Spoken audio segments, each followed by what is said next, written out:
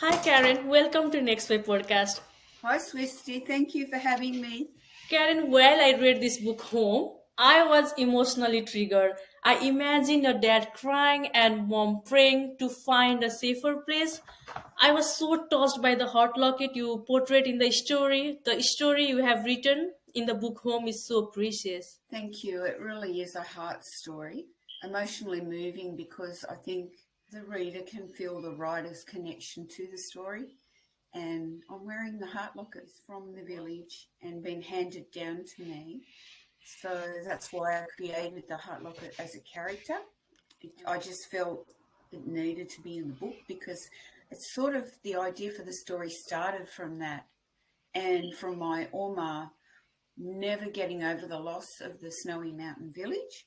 And I didn't know the backstory. I just knew that my Oma was always homesick for her mountain home.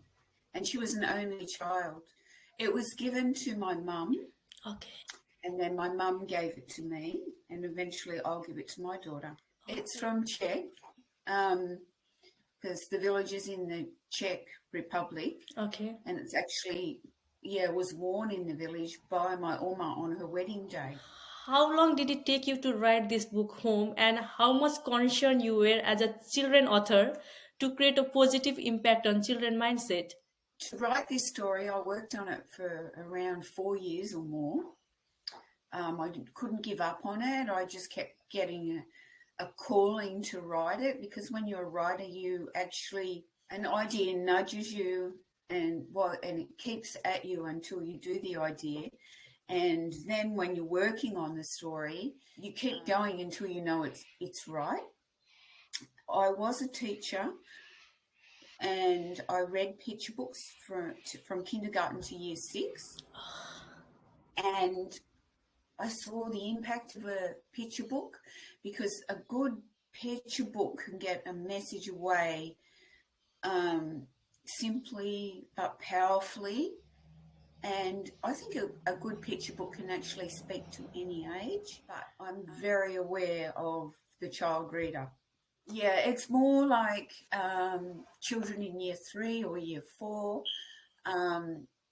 I picture the girl to be about 10, and so it channels into the story that she's that age.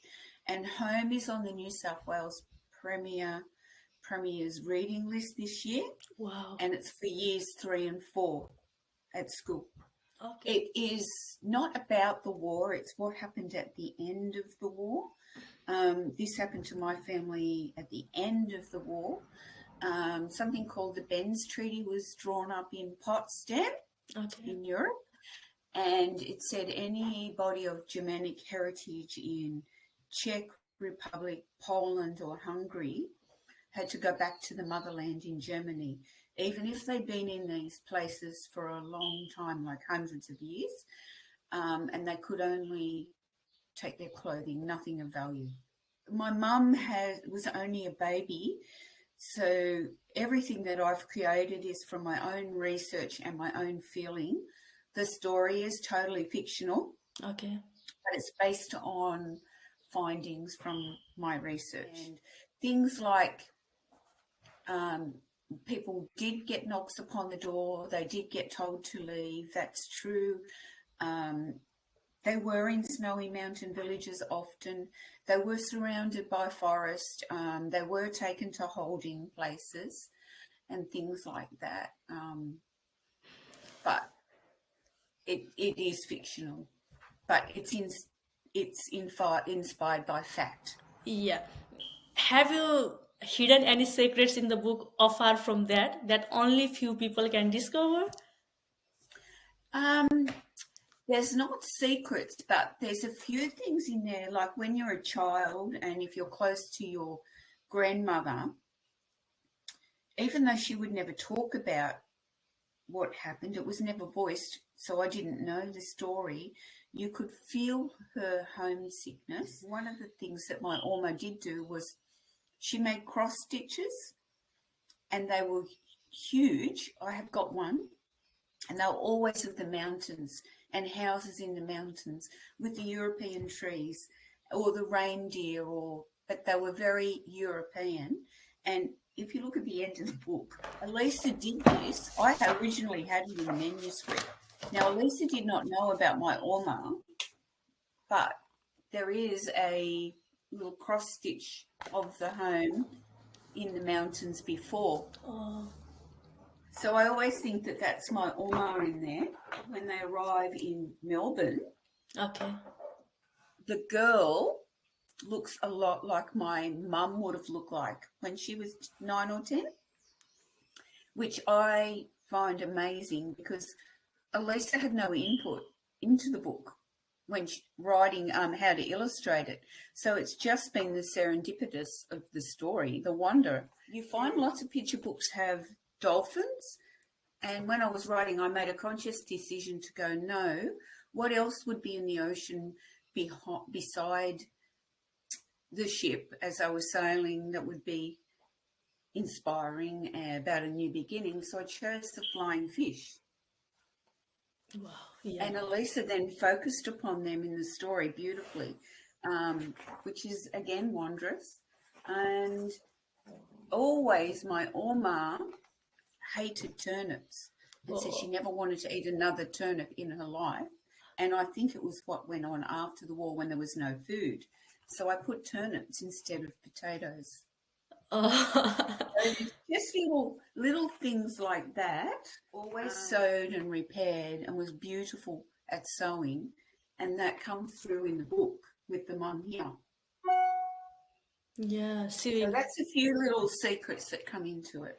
I love the illustration that is portrayed in the story. Like, I'm in love of it. How fortunate you feel choosing Alicia as an illustrator. I am so fortunate. Now, here's the wonder of the story. Okay. As a writer, and when you have a publisher and they're publishing your book, they find the illustrator, not you. Okay.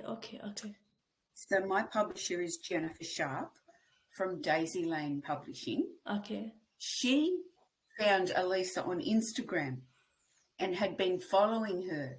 Okay. And when she got my manuscript and she wanted to publish my story, she said, the only person that can do this is Elisa. Oh. And luckily, when she asked Elisa, Elisa said yes, because Elisa lives in St. Petersburg. Oh, okay. And Russia is not far from Poland, and the village is right on the border near Poland, where my mum and Orma came from. And she knows what that area looks like and feels like. And she also would have known what it felt like at the end of the war, even though she is too young for that. That feeling is in Europe. I don't think it ever goes away. So the book feels very European. It's very fitting because of the setting of the book. If you look, you can see that's Europe, not Australia. Yeah, of course. Yeah. And then if you look at the first spread, it's very beautiful, but it looks very European. Yeah. And I also like that she's put in, often illustrators put in extra things in a book. And if you look, she's put the black crow. Yeah. Like something bad's coming. If you look, the more you read a picture book, the more you'll find about the story.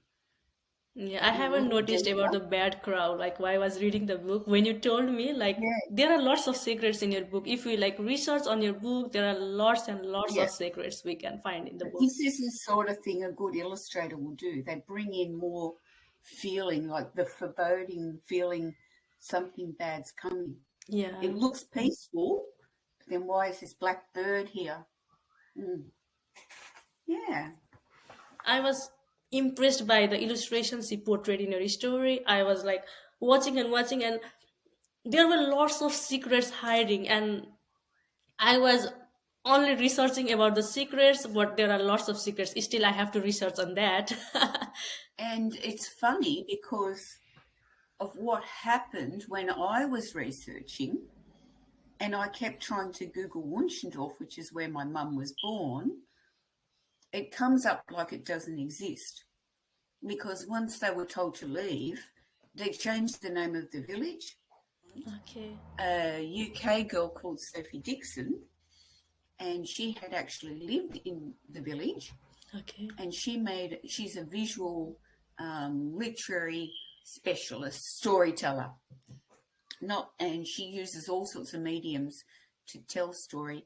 And she actually recreated an online site about the village. And that's where I got the feeling for the village. She has some recounts from people still connected to the village. There were some old photos. And that really gave me a good grounding for the story because I found a place where I could get the feeling. After the book was published and my mum had an old picture, Yeah. because my mum wouldn't look at it, didn't know about anything I wrote. It was only just before the book was coming out, and then she was really worried. And she said, "What is this you've written?" And I think she's very protective because trauma makes you protective Yeah. of things that have happened. Then from that old photo, we saw what the house looked like, and I had a number. And my husband went on Google, and most of the houses are gone, but he said, "I think the house still stands, Karen." And I went, "Really?" And he said, "Yeah." And I said, "I'm going to go and I'm going to find it." Uh, And I'm just back from Europe, okay. and everybody said, "Oh, you won't find it." And I did. And I found two houses Oh, because really? just around the corner Yeah. is another house that the family owned. Okay. And they both are very similar Okay. um, houses. You know what I mean? So when we went, the first house we found was the other one, and everyone thought I'd found it. And I said, "Something's not quite right." And we spoke to the mayor, and he said, "No, there's two houses standing that your family owned." So we went back and we went around the corner from the first one, and the second one was there. Okay. And that was the one my mum and my Oma were born in. And the other house, they're near each other. They're not that far because they were both owned by the family. Yeah. And the family had originally owned 8 houses in the village. So interesting, isn't it? Like when you search the historical things and if you find it, it's so touchy. Yeah. My mum still is really hurt by what happened and how they had to leave and how the house was lost. Yeah. Of course, she You had know. lots of difficulties. She was happily living there and she was suddenly told to move away from there by the soldiers. Oh, She has, it was more my Oma and my great grandparents. The family had been in the village 106 years. okay, My great grandparents would never have left that village. And my Oma would probably have lived there with my Opa eventually. And my mum was only a baby when they left. So, you know what I mean? It changed the course of history for my Oma and my mum.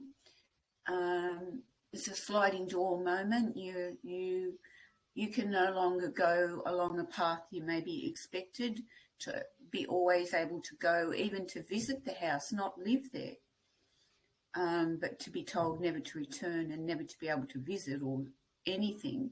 And all the connections that the family would have had with neighbours and friends and other family members, it's instantly severed. I think my mum even still feels to this day, even though she's in her late 70s, grateful too for Australia. dealing with Mm. that emotion and healing with that, it still sees in trauma about the situations. It happened when she was a child and it's hurting her like after years and years. Yeah, and then it comes to us, her daughters, and then it comes to her granddaughter, my daughter, because you can feel it. It's not spoken, you just feel it. You feel that loss. We're very, very fortunate to be Australians, and I think a lot of the time, until you travel or you experience something like this, you don't really value the place you do live and the opportunities you have and the freedoms you have. And we're very lucky to be Australians and live in Australia. And 1 in 2 Australians will have a parent or a grandparent born overseas now, I think. So we are multicultural. Yeah. And we all have stories. Yeah.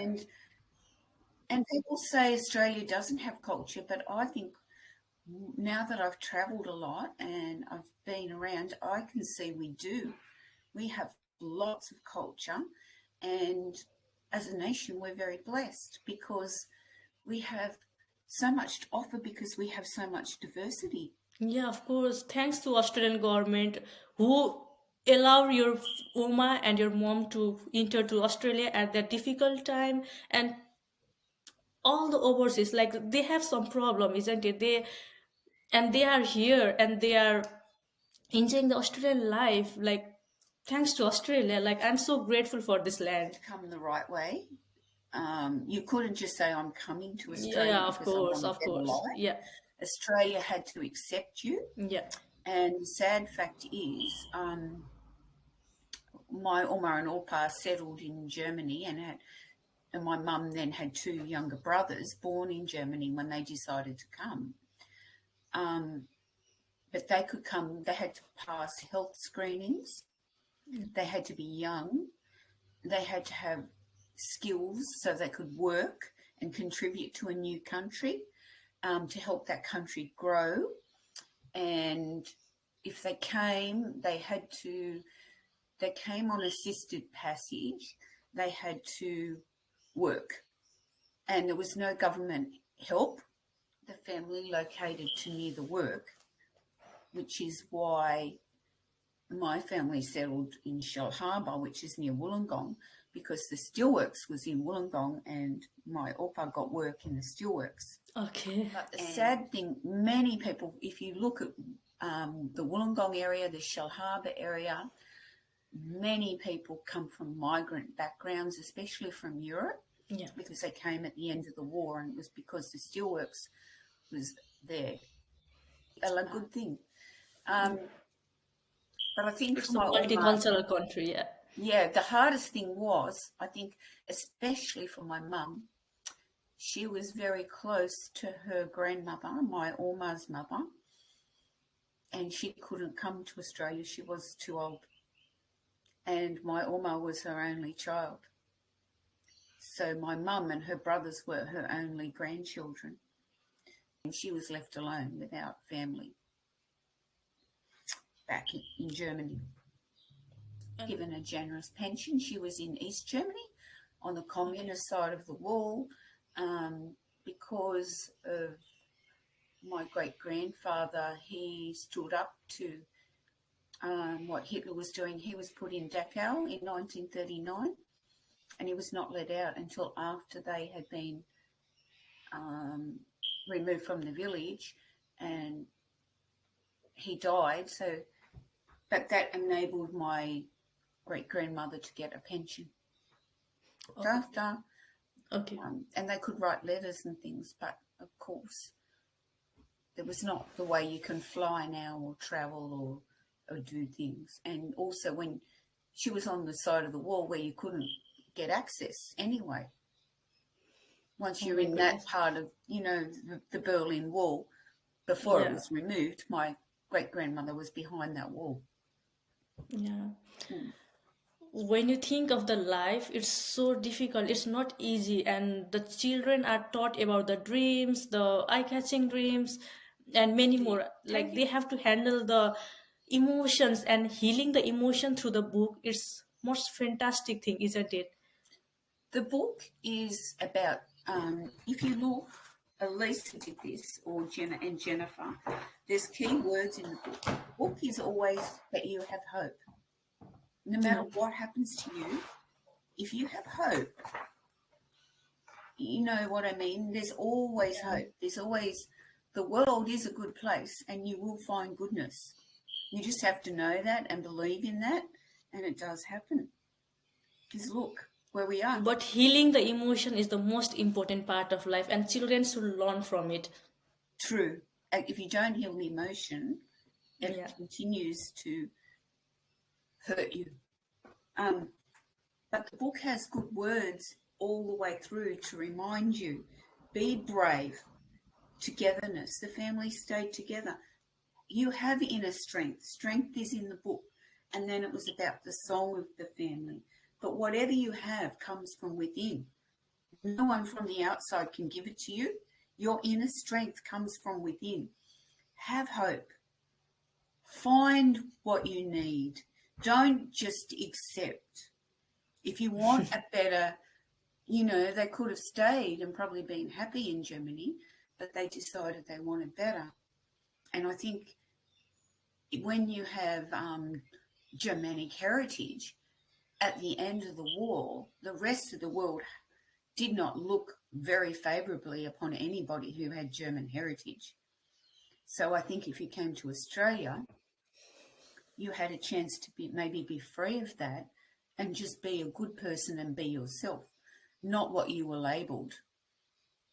Yeah, of course. Labels Yeah. are placed upon people as a way of maybe belittling them or controlling them or making one race better than another. But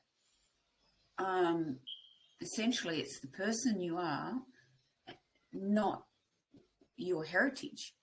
Your heritage is what makes you unique. Yeah. The person you are is not because of what you were born. Yeah, Yeah, of course, Karen. accept change because life is full of change. Yeah. You can't control life. All you can do is control the way you react to that change. You have the power, not the change. You hold the power. Well, if I'm in this place and I want a better life, what am I going to do? And it's even now with me. I have an old sporting injury, and my knee now is totally locked up because I went crazy in Europe discovering everything, climbing mountains, doing all sorts of things. And now my bad knee's gone. And I go, I really don't want a knee replacement, say. But if I don't, I'm going to be stuck. Yeah, of course. So what do? I have to accept the change. Yeah, of course. Whatever age I am, whether I'm 1, 10, 20, 30, 40, 50, the change will come. It's how you react. And then you can choose to be happy or sad. Sure, you're allowed to be sad, but do you stay sad forever, or do you celebrate those happy times too? And freedom. You have freedom of choice. And even someone like Nelson Mandela is truly inspiring to me. To be locked up in a jail cell, I don't know, I think it was 26 years or something, and still he had a free mindset. That is mind-blowing to me. Absolutely mind-blowing. And I look at that and I think there's a lot to learn from that. Of course, Karen. Karen, what advice do you want to give to those children who loves writing and dreams to be a good author? Follow your dreams. You can do it. It doesn't matter how old you are, whether you're young or middle-aged like me. When I decided to write, doesn't mean you have to be a bestseller. It doesn't mean you have to be known. If you want to write, you can write. It doesn't matter. The outcome don't look at the outcome, just do what you love. It gives you satisfaction, isn't it? It gives inner satisfaction. It gives me so much inner happiness. It's hard to explain. Like, I will go to a coffee shop and sit, and I consciously make a choice to go where I can sit in peace and order a coffee, and I will sit and go through my emails on the computer, and I will maybe edit a story, and I can sit there for 2 hours and not talk to anybody, and I'm totally happy. Yeah, of course. Karen, how many books have you written till now? I've written 3. Go Away, Foxy, Foxy, Feathers, Okay. and Home. Home is Okay. published by Daisy Lane Publishing. And at the Okay. moment, I'm following the words in the book again. Okay. I'm being brave. I'm being courageous. And I get scared. It doesn't mean it's easy. It's scary.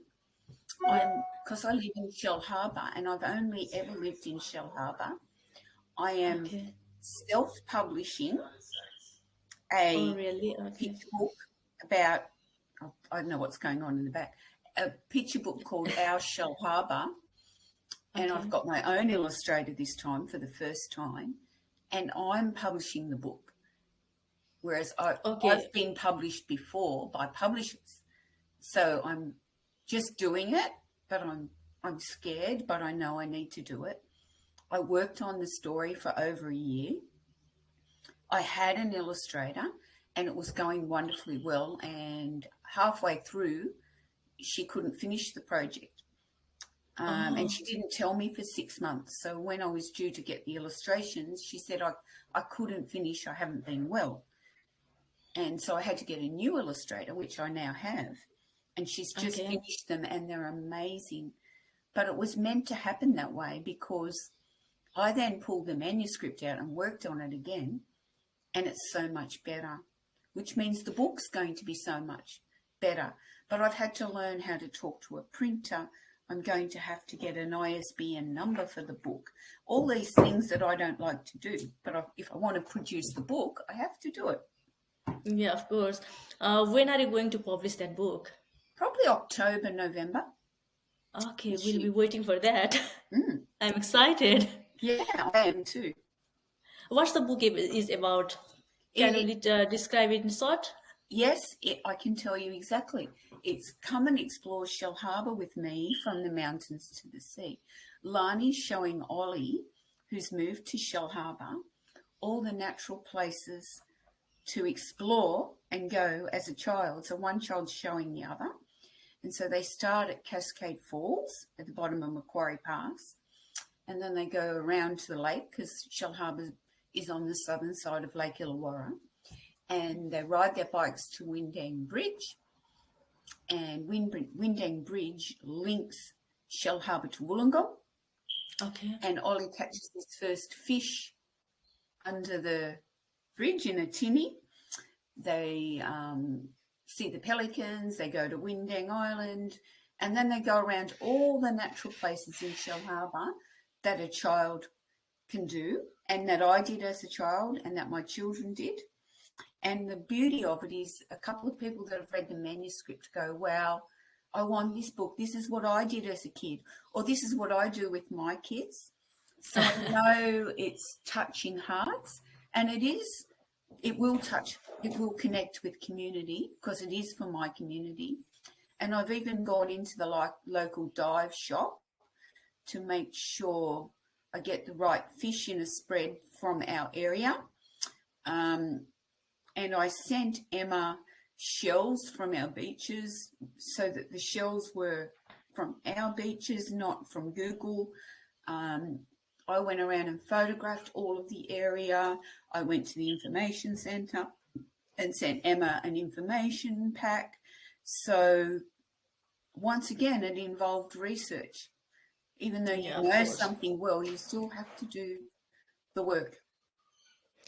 The book sounds interesting. I'll be waiting for October when your book will be launched. Thank It was you. great talking with you, Karen. Thank you so much for your time. And thank you, Alicia, for illustrating the book story so well. I'm so impressed by your work. Thank you so much, Alicia. And thank you, Karen, for joining our podcast. And also a big thank you to Jennifer Sharp, my publisher.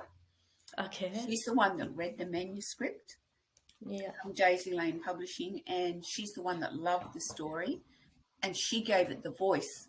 She gave me the contract, and she found Okay. Elisa. So it takes a village to make a book. Yeah, of course. Mm. Thank you, Karen. It was great talking with you. Thank you for having me. I loved it. I'll be waiting for your book for October. Thank you so much. Thank you. Thank you. Bye.